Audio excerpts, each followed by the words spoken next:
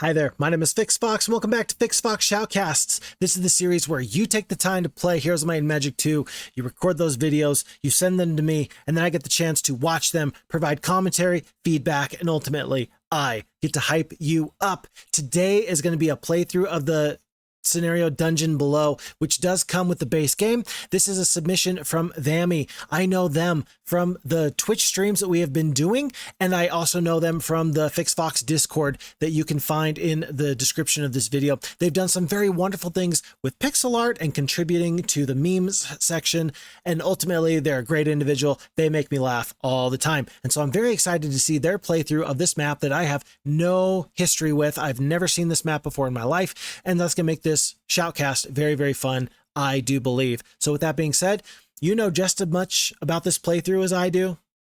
Let's dive right in. So, looks like we're going to be starting off here, going straight to new game, and immediately they are clicking on to impossible difficulty. It looks like this is going to be a Price of Loyalty expansion. We do start off as the orange wizard here on impossible difficulty.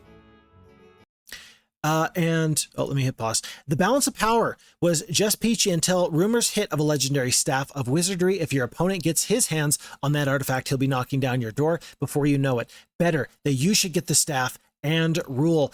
Immediately, I'm thinking to myself, this map may be made specifically for competitive play back and forth.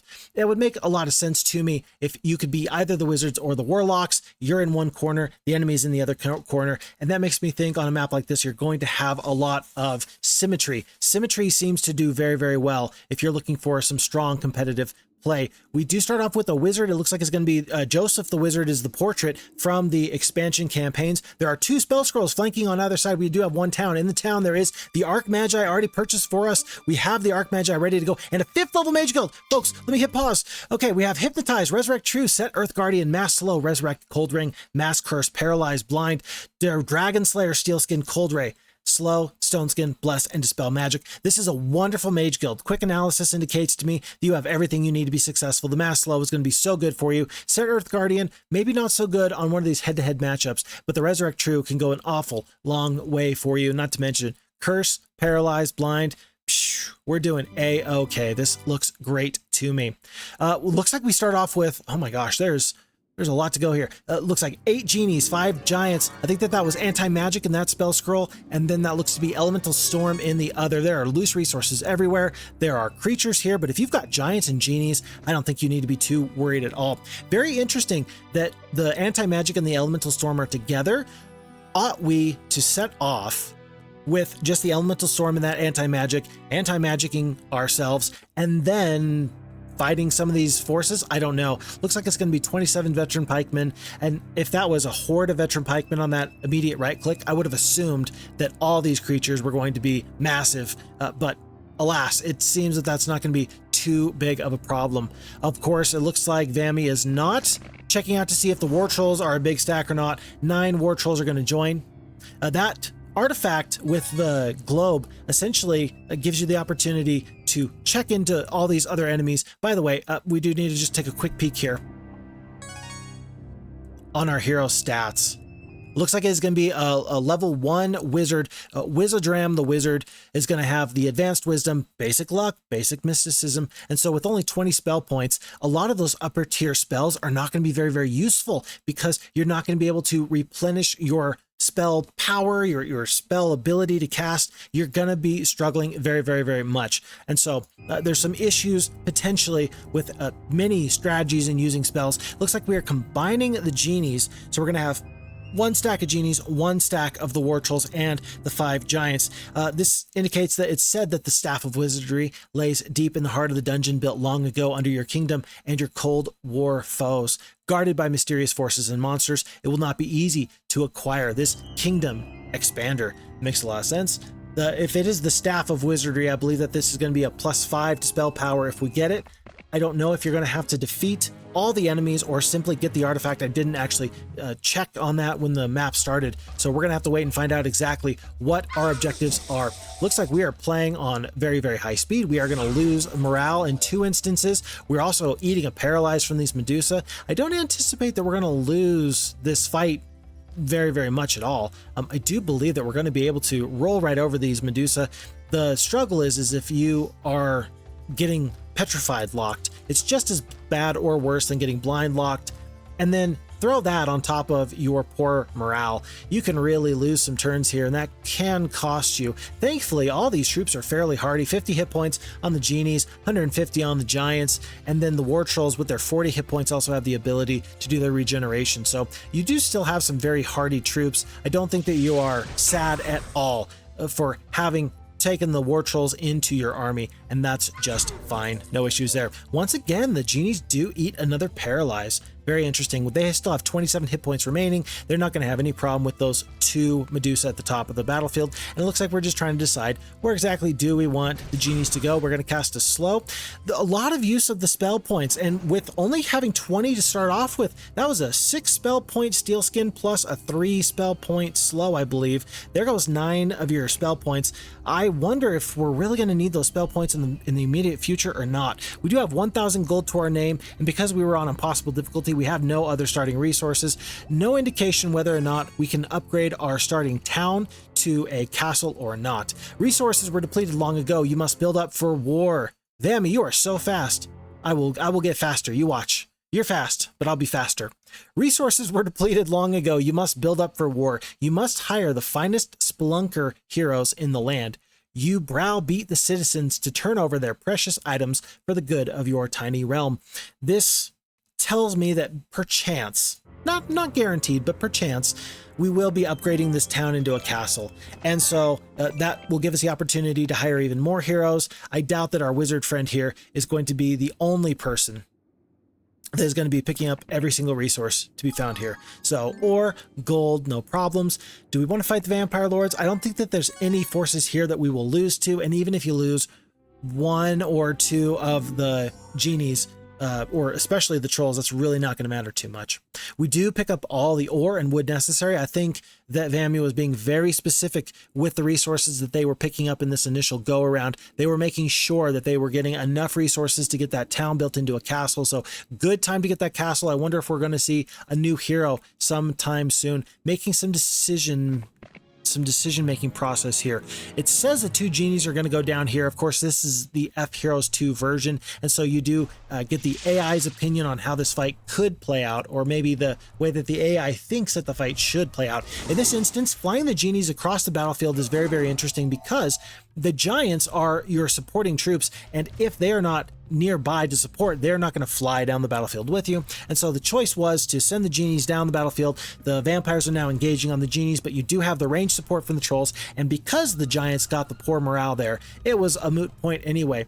The slow here is useful because you can potentially adjust the turn order. Now, because you have done that in this way, I think that you're going to be just fine. The genies get the poor morale, and because the vampire lords have no retaliation, then you were not able to kill them with a retaliation. We are going to take the estates there and ultimately wrap up that fight. We are down to very, very few spell points. Maybe we use all of our spell points, pick up, hopefully, knowledge. Hopefully, as wizards do with their high chance at getting knowledge, you pick up a little bit of knowledge and then you stay in the Mage Guild overnight. That would make a lot of sense to me. We are letting veteran pikemen run. We are not going for the experience there. I think that that's potentially an opportunity that could be missed. Knowing that we're starting off as a level 1 hero, any additional amount of experience could be useful again for that knowledge. 1 additional point of knowledge could be a big deal. Then again, maybe there are more important fish to fry. Maybe we are making sure that we don't take any losses as we pick up the habitat for the halflings and Thundax the barbarian. Thundax is going to be very, very good on that cracked earth. I believe better than our friend Saracen the wizard. And so with 16 wood, 7 sulfur, 7 crystals, 7 mercury, 7 gems, and a fistful of wood, a fistful of ore, and a little bit of gold left, Thundax is going to meet up with Wizardram. Are we going to see a strategy where Thundax becomes the main hero? He is taking 5 giants, and so you have 9 of the war trolls and 8 of the genies on our wizard friend, and then 19 of the goblins and 5 of the genies on the other fight there. When mixing morale, this makes sense because now everybody has neutral morale instead of one hero having bad morale. You could have potentially put the goblins and the war trolls in the same army, so that way they at least have positive morale in that instance. I don't know how much you're planning on fighting with both of these heroes. Oftentimes, if you're Phixfox, you have one main hero and then multiple supporting heroes. In this case, it looks like there's only one way out of this cracked earth area. And so the fight's coming. It looks like it's going to be another 16 Vampire Lords. This time there's not going to be any giants to back you up. And the split is very, very much different. Whereas before it was 16 Vampire Lords in 3 stacks, now it's going to be more, well, it's going to be the same amount of Vampire Lords, but mixed over multiple groups. That's going to be a little bit trickier to deal with because they have no retaliation. And so you're not gonna be able to just haphazardly kill a stack because they happen to hit you. No, no, no, no. You have to focus fire down each and every Vampire Lord. I think that in this instance, personally, the steel skin would probably be the best thing. I don't think that we're ever going to have to worry about these war trolls. The war trolls will do just fine. They'll take good care of themselves. The slow essentially does the same basic thing as that stone skin or that steel skin would have done. It eliminates the damage from 4 full Vampire Lords. I would have to take a quick second to look at the math to see exactly which would be the quote-unquote better option. Slow and the stone or steel skin, both viable options, because the ultimate goal is save damage, try and prevent the loss of 1 genie. Is it always possible? No. Is it going to work here? I think that we can get out of this fight with no losses. So 4 Vampire Lords are going to be very, very slow. I did not see exactly how many hit points are left on this genie. I believe it's in the 20 range. Definitely going to kill these Vampire Lords here.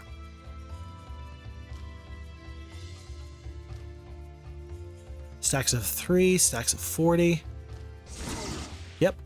And then 9 hit points left on the genies. So with 9 hit points left on the genies, yeah, I think that you're fine. You just need to have the major hit, 8 genies onto 4 Vampire Lords, and you should be just fine. Yep. And I love what Vamy's doing right here. I think that Vamy is making sure that they are trying to save every little bit of those 9 hit points, and again, trying to make sure that the damage works out best. Sometimes it's very, very valuable and often an overlooked strategy to look at the individual stacks of creatures that you have left to fight and then trying to figure out, well, in this stack, I can kill 2 to 3 of these vampires. In this stack, maybe I can only kill 2. Do I want to take the shot where I swing for the fences and try and kill 2 of them? It's always up to you and what you do. But I think in this instance that it's more a matter of just prioritizing. I've got 1 stack of 4 and 2 stacks of 1. What is best for me? I think that we're going to see the indication with the damage counter saying that you're going to kill 4 Vampire Lords here if you just give them a shot. There goes one of the vampires, and then the one final vampire is going to get taken out by your war trolls. With the choice between basic leadership or basic ballistics, I think that the leadership there is definitely the best choice there. And it does not hurt at all that we get the +1 knowledge. Maybe now is the time where we turn back. As much as Vamy is using that knowledge, I think that that's very, very useful to go back to the Mage Guild and to recuperate those spells for another day. The entrance to this dank dungeon is foul and foreboding, and it doesn't help much that there is a pile of monsters lurking right at the doorstep. Well, we've already seen vampires. What else can we possibly see? There are 2 obelisks there. That indicates to me that there is an ultimate artifact on the map. It's possible that the ultimate artifact is a win condition. Is it possible that this map is going to come down to obelisks and digging? Possible, actually. I'm not quite sure as we pick up the boars. And that's always very, very important to know what your objectives are. If the goal is simply to obliterate our enemies, we ought to do that. Otherwise, we should be very, very concerned about what makes the most sense to us. Looks like there's going to be volcanic terrain all around us, no matter where we go. The map does not reveal too much at this time. This is, of course, though, a really itty-bitty, teeny-tiny map, and so there's not much place for us to go. We prefer to fight the dwarves, probably in the instance of morale and knowing that the 2-speed creature is not going to be that useful. Looks like we're going to prevent the dwarves from joining us. Now, these 19 goblins and these 5 giants, they're looking to potentially take on ogre lords and ghosts in the pursuit of a tent. Nice to see that the goblins are being used on the ogre lords and then dismissed immediately. That's a great choice because, of course, the ghosts are going to eat up those goblins for breakfast. Logistics, not a problem there. We're thrilled to take the logistics, and it looks like Thundax is even going to pull up to that Freeman's Foundry. Very, very good for your golems, turning them from iron golems into steel golems. Picking up the statue, excellent purchase. And so with 5,600 gold, I don't know what the likelihood is of us getting up to the giants, but it's always going to be worth it if we possibly can. What a very interesting choice. So the +1 knowledge, stupendous. Do you go for the leadership, the +2 morale, or do you go for the expert wisdom? I did not realize that we didn't have expert wisdom, and I think that that is really a choice that you could go either way with me on. I think that you could make an argument in both directions. You have a 5th level mage guild right now, and so having access to that 5th level spell of the Resurrect True and of the Hypnotize, that could be game changing for you. However, if at this point you're trying to mishmash an army together, if maybe you're turning down troops like the dwarves simply because you know that they are going to bring down your morale, then the leadership makes a lot of sense. I think I might have personally chose the Mage Guild, the 5th level Wisdom, and yet I don't think that there's a clear-cut correct choice there. So very nice to see a player recognizing the value of the leadership, recognizing the value of morale. We're up to the Cliff Nest now. I'm very happy to see that this castle is getting upgraded. I'm sure that our Warlock friends are truly trying to do the same thing for their castle, and any advantage that you can get as the wizards will be stupendous in trying to economically outpace your opponents there. Of course, the wizards are going to have a little bit of a negative point there. In just a second, I'll talk about that. You stumble across someone who lends proof to the rumor that no one who enters ever returns. You check the body to see if there's anything left other than gnawed bones. That's 1 crystal, 2 gems, 5 gold, and the gambler's lucky coin. Of course, this is just thematic. The 5 gold is not really going to matter, but that's okay. That's okay. And maybe that does tie into the wizards, because the wizards, of course, really need a lot of resources. They are the most expensive faction by far. The nice thing, as we defeat these wolves with no issue, the nice thing is that we already have the most expensive 2 buildings. If you're going to fully upgrade the wizards and you're going to get the Arc Magi, then that's going to be 5 of each precious resource to get the Mage's Tower, and it's going to be an extra 5 precious resources to get the library, which is a prerequisite for the Arc Magi's Tower. So we've already eliminated the biggest hurdle, and so I think that the map designer did that on purpose, just so that way you could make sure that you had more or less a favorable head-to-head matchup where somebody wasn't too far ahead. We do have the gems required in order to get the Cloud Castle. I've lost track of what day exactly this is, but I do know that we are definitely getting towards the end of week 1. We might be on day 7 and we might be on day 6. If we are able to get basically double the gold we have now, if not double just about, then that would be really fantastic. Picking up the marketplace, I think that's a good idea. If we have to trade for resources, I don't see a lot of gold laying around. Plenty of other precious resources, but gold I see very, very little of. 18 iron golems, that shouldn't be too big of a deal. The war trolls should be able to defeat them without any problems. This is one of those instances where you really wish you could just tell the genies, hey, buddy, just stay back. Like, let the war trolls do the heavy lifting here. And oftentimes what you'll see me do, if I have a very clear-cut win, is I will skip on the troop that's going to go and fly into their death, and then I will hit Q for ending the battle with auto combat. FHeroes2 gives you the opportunity to end a battle from whatever point you're at, and after you've skipped those genies' turns, sometimes just letting the fight develop for even 1 turn allows things to go much more smoothly. In that instance, I do think the Vamy was correct in kind of babying that fight along to make sure that the genies were not too impetuous and just made a fool of themselves. Unfortunately, genies, being very, very fast and flying, have the propensity to put themselves into harm's way in a very unfortunate way. Look at this. So we've got a very cool little maze where we can see some options with gold and you get to choose who you fight when you're trying to go through these guardians. I don't know what these boars are guarding behind them. It looks like maybe a pile of sulfur, but again, shouldn't be too big of a deal. I haven't particularly noticed that the enemies are getting tougher the deeper that we're going into this cavern. Aha! But this is stupendous. Look at this. A rotting velvet bag wedged into a crevice in the wall of this dank corridor. So that's what these foul beasts were guarding. That is wonderful. That's the holy hammer. That is a +5 to your attack. That is excellent. So it was more than just the +3 sulfur. This is a map, I guess, that we are going to need to look around everywhere we go. And let's take a very quick pause here just to look at the mini map here. So as you can see, you've got kind of these brown areas here that's just dirt. It looks like the map designer's done a wonderful job of making an actual maze for Dungeon Below. And so what's at the end of this cavern? Probably not much. Is that going to be where our final destination is? No, but we know that we need gold, and there's gold treasure chests back there. So starting off over here, I'm guessing that, again, our enemy has started off here, and you probably have some choices in which way you go through the maze. And yet, you probably also are forced into some tough decisions. I wonder if one big fight is going to be what decides this scenario or not. It's going to be very interesting to find out.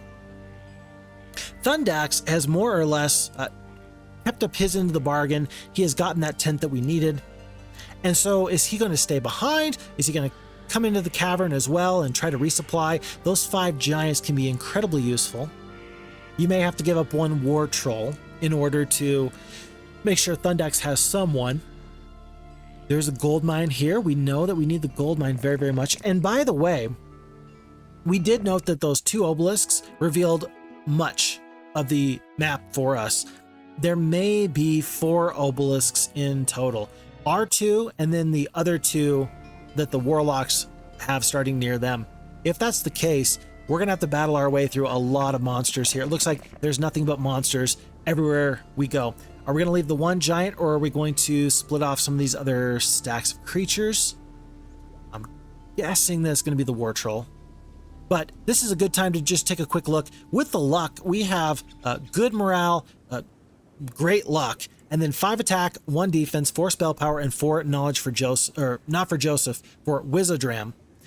The only issue is, of course, we need a magic well. We are looking for some way to replenish our spell points, as we do leave the 1 war troll on Thundax.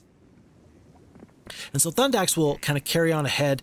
23 of these Medusa. We already saw how difficult Medusa can be for this particular composition of troops. And in this case, we're going to have to once again kind of babysit this fight just a little bit. So very, very interesting. By the way, we still don't have the Resurrect True. We don't have Expert Wisdom. We do have Anti-Magic. We do have Elemental Storm. There's some pretty nifty opportunities if we decide to choose them. But where are going to be the big fights that we're going to come up against? That is a question, and there's an answer that I just don't have. I think that the giants can handle this fight by themselves with just a little bit of support.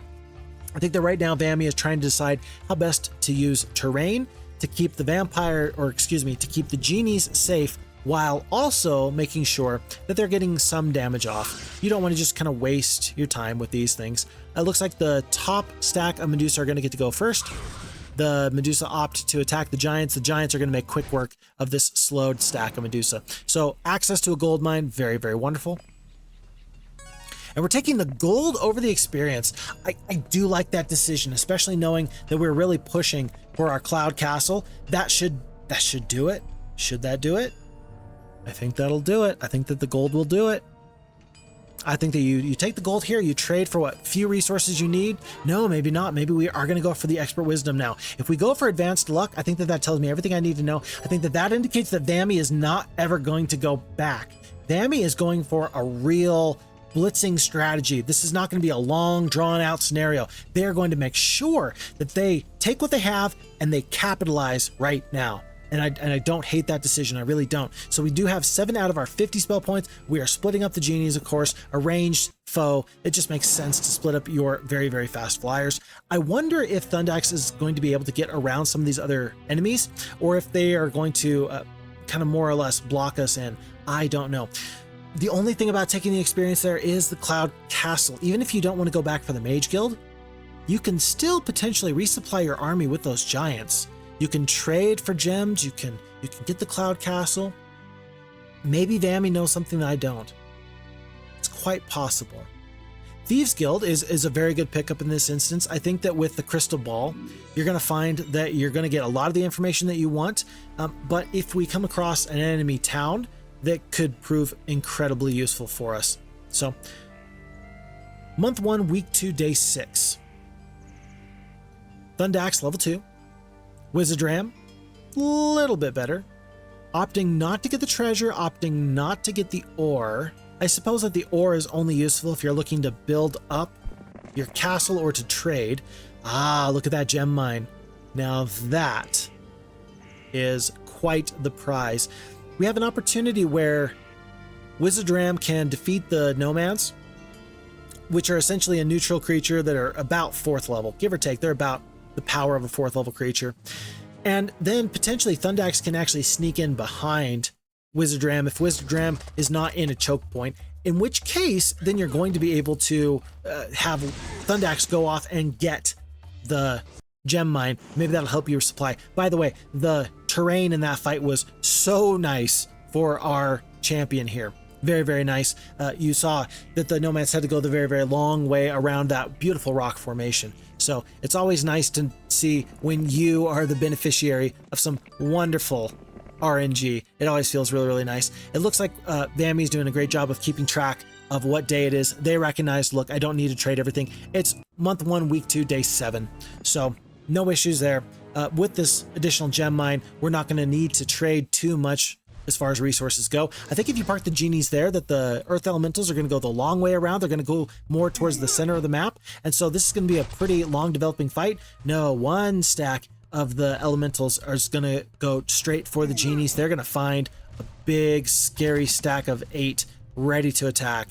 Yes, killing 5 to 6, no problems. No problems. And these giants, I don't think they're going to have any problems either. Killing 2 to 3 at a time with the war trolls, 4 to 6 with the giants.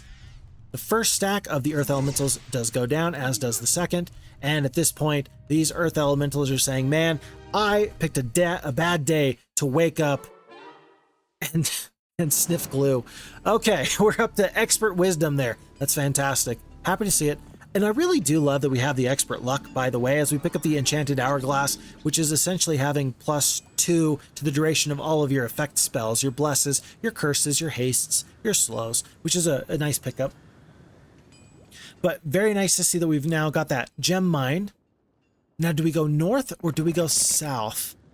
Conventional wisdom says that going to the south could take us more to the center of the map and more likely take us to where we want to go. And it looks like we are going to give Thundaxe the opportunity to mix it up here. I don't know about the veteran pikemen. I think that with the 9 war trolls, you can definitely defeat the boars. I don't know about trying to defeat veteran pikemen with 9 war trolls, though. It will depend again on how many war trolls that is, but pretty interesting there that we're splitting up our army. I think that Thundaxe is going to be able to get back over to Wizardram to give those troops back before there's a major fight upcoming. Now, here's a question for you. Are we going to see, at this time, are we going to see another hero bring troops to the front? We are very, very short on gold, and so resupplying is going to be a little bit difficult. One or more of your careless troops falls into the pit trap. You fish him out, and the more enterprising of your troops remove the wooden stakes at the bottom of the shaft for recycling.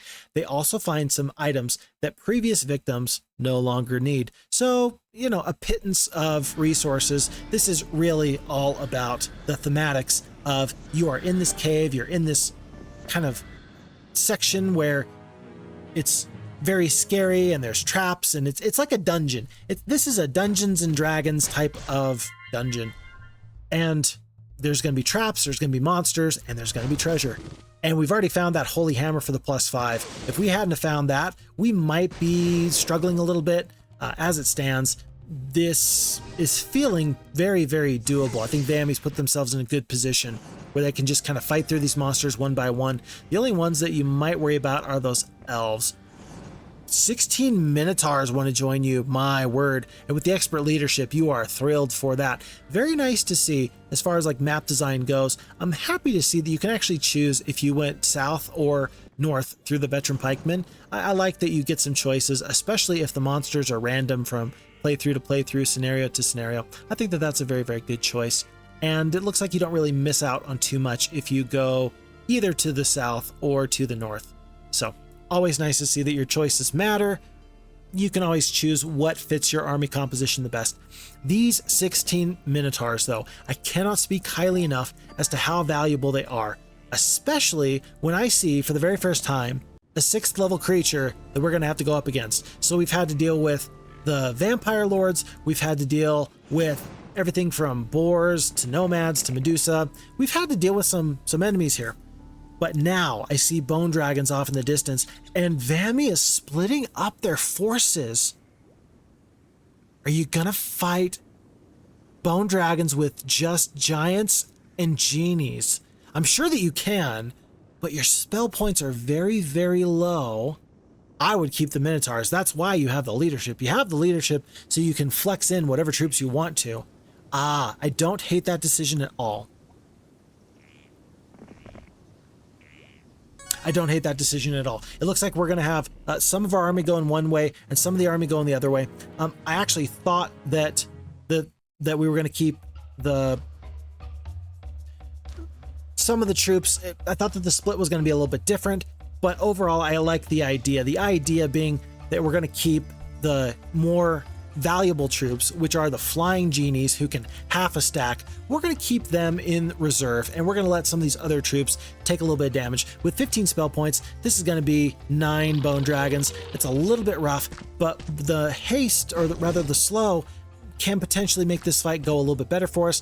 The dragons will essentially lose the ability to fly because their speed is going to be reduced by so much, and now we get to play with terrain a little bit more. That's going to do a lot to help keep these stacks alive. We do lose 3 Minotaurs on the retaliation there. What to do with these giants? Looks like giants are taking care of the bone dragons without any problems. Heavy losses, heavy losses. It seems like Vamy has decided, as they pick up +1 knowledge again, possibly getting the pathfinding, possibly getting the luck. It seems like they've decided that the Minotaurs don't factor into their plans long term, and so that split makes even more sense in those terms. If you consider, well, the Minotaurs are a good troop, but I don't really plan on keeping them for too long, then sure, you use them against a tough enemy to simply take the hits, take the fight, and then your other, maybe more fragile troops can follow you up. And that, again, that does make a lot of sense.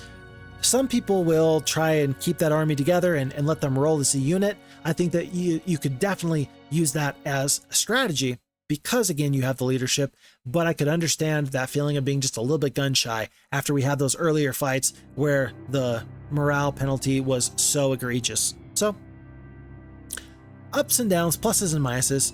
We have, by the way, looks like it's going to be 72 wood, 33 mercury, 28 ore, 22 sulfur, 26 crystal, and 12 gems. Not to mention the 7,500 gold. I think that in this amount of gold and resources, that feels like we can potentially get a big resupply maybe at the start of week 3. Maybe you don't have a whole lot of room for purchasing troops and purchasing another hero. That's always going to be very, very costly. But since we did pick up that gold mine a little bit earlier, it's not going to be too bad for us, I don't think. By the way, this is just, I believe that Vamy walked away from the computer for just a moment. And so in the meantime, just as we look here at the mini-map, it looks like there's a few more mines that we can potentially fight the warlocks over. There is that one artifact in the upper right corner that is, I believe that that's going to be the crystal pouch. And so there's some opportunities here. If we want to take them, there are some things that we can do just to make sure that things go well, make sure that things go right. I would love to see more gold so that way we can actually use those giants. The likelihood of getting titans in this scenario, very, very low. Possible, but very, very low. I would definitely want to check on how many battle dwarves that is before we fight this fight. You've got the ranged troops, so that's good. But I mean, I would want to make sure that that's going to be less than 50 dwarves. If this is a horde of battle dwarves, I'd be very, very scared. Nope. If it's pack, not a problem. And so then you get this artifact that is going to be crystal. It's going to be +1 crystal per day. As you may already know from watching Phixfox in the past, I always struggle to keep track of which resource generating artifact is which. They all look very, very similar to me. Someday I will get better, but for now, I'm just going to struggle. This one giant loss feels bad. And I think that even with just 1 or 2 spells, you can do much better. It will just take really just 1 or 2 spells to pick off some of these bigger stacks, and you'll be just fine.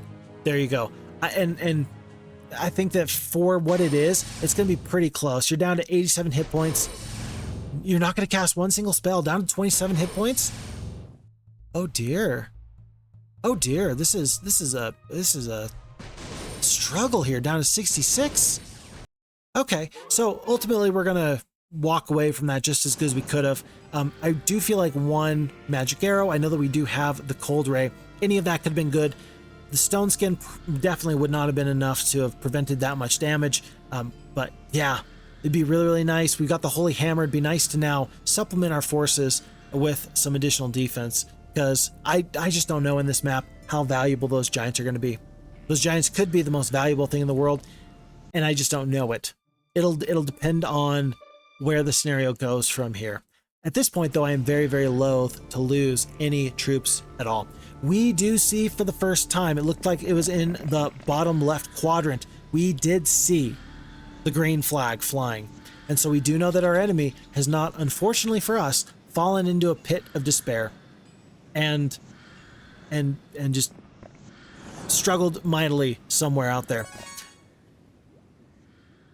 Vamy, I'm so very interested. So the calculation is absolutely correct that you're not going to lose any troops at all if you take just the trolls and the genies. I'm just surprised that you're leaving the giants behind just as a insurance policy.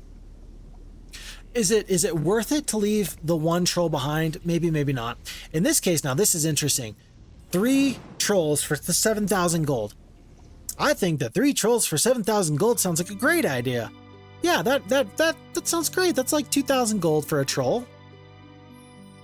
What's wrong with that? Just kidding. No, that was definitely the right decision. The only thing that might have made that interesting at all is, does it make sense to try and get some troops to resupply in the battlefield? If you're not going to bring troops back from home, then what good is gold anyway? In which case you might as well spend the resources. But I do think that we are going to get a resupply at some point. We can go to the west. We can go to the east. If we go to the west, we have to have gotten that border tent. Had to have gone to the tent for that border gate. I think that that was probably the same color, as we do pick up +1 defense and the advanced diplomacy. And so I'm guessing that that's probably the way that goes to the arena. Probably to the place where lots of fighting happens, if I had to guess. There is going to be that troll coming over. Vamy knows what they're doing, right? Vamy knows what they're doing with their splits. It's a little less conventional than I personally love, just because it's a little bit scary as we pick up 21 Minotaur Kings. But if the calculations are there, if you say to yourself, hold on, Phixfox, let me cook, I got this, don't worry about it, then as clearly it's turning out, there's no problems with the troop management from Vamy. So Vamy is showing excellent control and precise calculations when it comes to their troop composition, which is very impressive. I cannot say enough. No, I simply cannot say enough. I thought about it. Could I say enough? The answer is no. I cannot say enough about the value that 21 Minotaur Kings brings. 5 to 10 damage each, backed up by your Holy Hammer, 6 speed. Minotaur Kings, I think that you just got, I would say, at least 40% stronger. I would say that. I think that your forces just got 40% stronger when 21 Minotaur Kings decided to just straight up join you. And so the value in what just happened is critically important.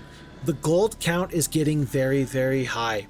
I had wondered earlier if it was going to be possible to get all the way up to Titans. It's looking more and more possible.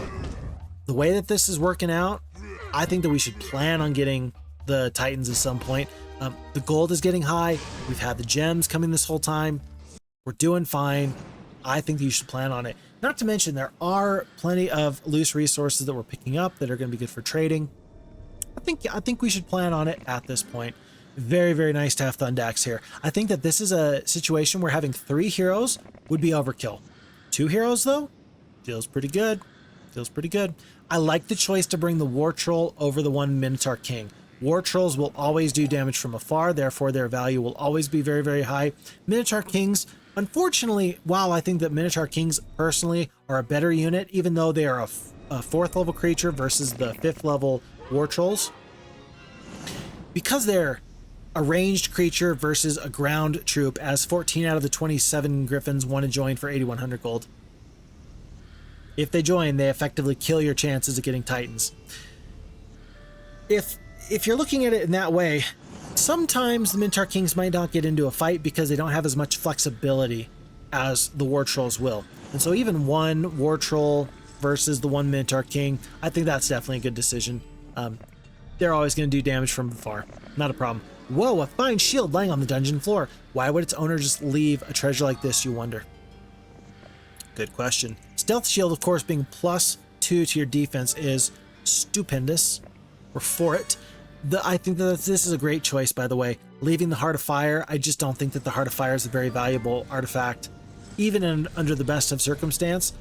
Well, let me back up. Under the best of circumstance, the Heart of Fire is stupendous because it will reduce the damage from fire spells by 50%. And so, there are some cases where under the best circumstances, it's awesome. But the fact that it comes with the penalty of taking 50% more damage from other artifacts, from other spells, feels pretty bad. A glorious victory here. We're fighting air elementals. Folks, hold on, back up. It looks like we're getting close to the end of this video, and I'm wondering, this is the Staff of Wizardry, right here. I believe that this is our goal here. Do we have to just defeat air elementals and earth elementals, and then we are to our prize? I do see the Orb of Inhibition here, flanked by red and green dragons, but I mean, is the goal to simply get this artifact or to beat your foe? I don't know. Are we quickly approaching the end of the scenario? We just might be. 9 red dragons, and then of course this fight here.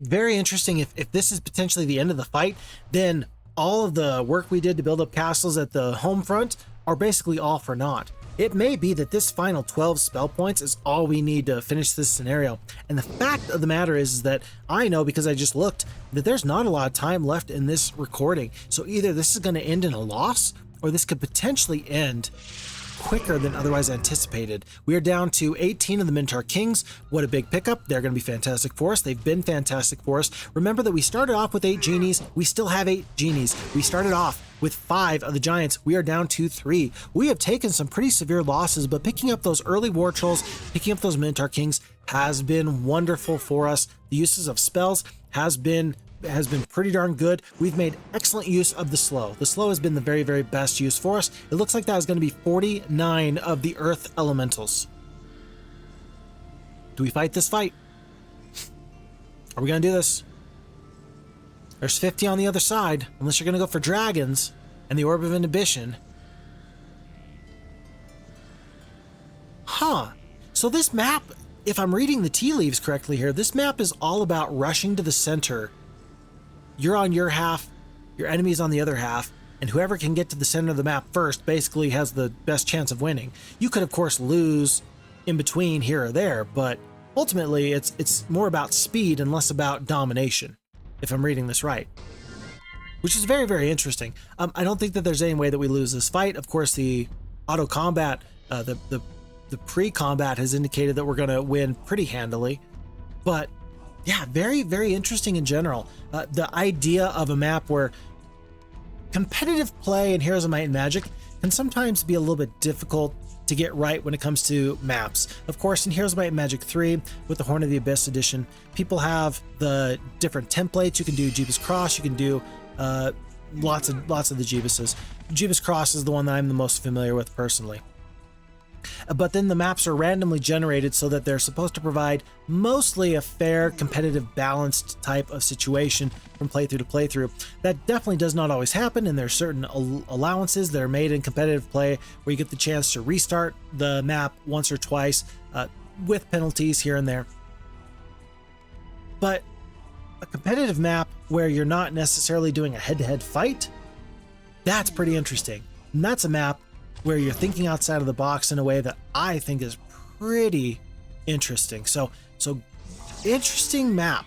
I know I've said interesting like 12 times in a row there, but it's unique. That's really the word I'm going for here. It's very unique. And a well done job here of not losing any troops to this fight. If this is the final fight, then that's really probably where a player should hang their hat on, is fighting this final fight with 0 losses. It looks like that is the case, and it looks like this is the Staff of Wizardry. Aha, but it is guarded by a nearby genie. That's going to be 50 experience, and that's going to be victory. You have found the Staff of Wizardry. That's going to be the finale here in this scenario. And so, this map took 22 days, base score of 170, difficulty of 160, 272. That's a rating of a Black Dragon. And so, happy to see that this scenario went very, very well. Happy to see that we have, whoa, shut up. Happy to see that we have a victory. It's always nice to have a victory there. And a very, very unique playthrough for a Phixfox Shoutcast. Vamy, I very, very much appreciate the submission there. And I'm looking forward to seeing you again in the future there. So if you have any thoughts, questions, or concerns, I always appreciate them. I believe that Vamy is open to feedback. The decision-making, I think, as a recap, the decision-making in that scenario, I'm very, very impressed. Very, very impressed with Vamy's control over the numbers there. Again, I think that keeping the troops on the appropriate hero at the appropriate time was a critical decision. I think that knowing that the scenario ended the way it did, that the genies and putting them on Thundax for a good significant portion where we sacrificed, 16 to 20 of the regular Minotaurs, I think that that was a purposeful decision, and I think that that was a good decision because the genies could ultimately, potentially, with their 10% chance of having a stack, they could have been enough to defeat those red and green dragons for all we know. And so, very, very good control of your troops, your troop types, very important of sticking to your objectives, and a very fun map. I'm looking forward to playing this map myself, and I could see a lot of people saying to themselves, oh, I did not know that this map existed in this format, and they are going to look to try it out with their friends and family at the next chance that they get.